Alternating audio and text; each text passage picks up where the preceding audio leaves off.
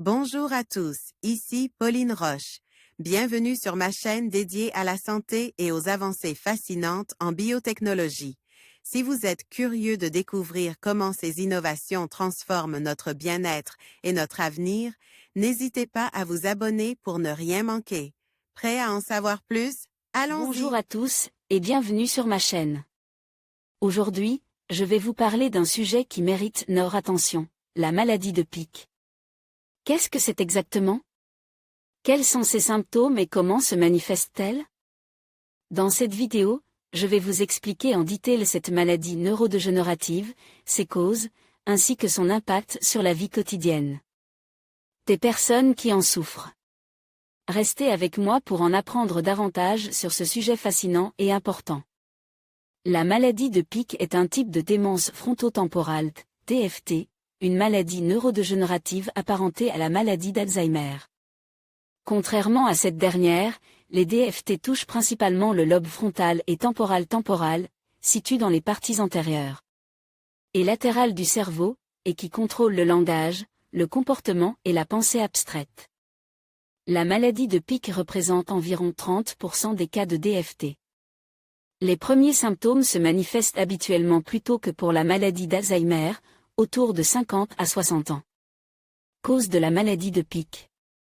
La maladie de Pick est due à l'apparition d'inclusions constituées d'une forme anormale de protéines tau dans le lobe frontal et temporal. Ces inclusions sphériques et argentées, appelées corps de Pick, entraînent le gonflement des neurones puis leur dégénérescence. Symptômes de la maladie de Pick. Contrairement à la maladie d'Alzheimer, la mémoire est dans un premier temps préservée.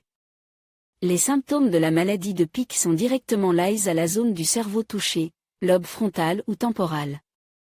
On distingue deux formes principales, la démence comportementale et la démence sémantique.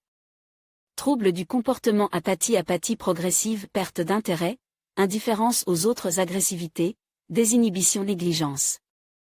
De l'hygiène, la personne ne change plus de vêtements, conduite compulsive, comportement étrange, fixation sur certains horaires. Ou rite, appétit inhabituel, manière de manger gloutonne et précipité, fugue, trouble du langage, aphasie, la personne devient mutique. Tendance à répéter la fin de phrase de son interlocuteur, écolalie, problème de compréhension et d'identification. Des objets, confusion, perte de capacité de raisonnement, traitement de la maladie de Pick. Il n'existe pas à l'heure actuelle de traitement curatif à la maladie de Pick ni aucun moyen de ralentir l'évolution. Les patients deviennent mutiques et totalement apathiques en quelques années, la survie est en moyenne de 3 à 10 ans.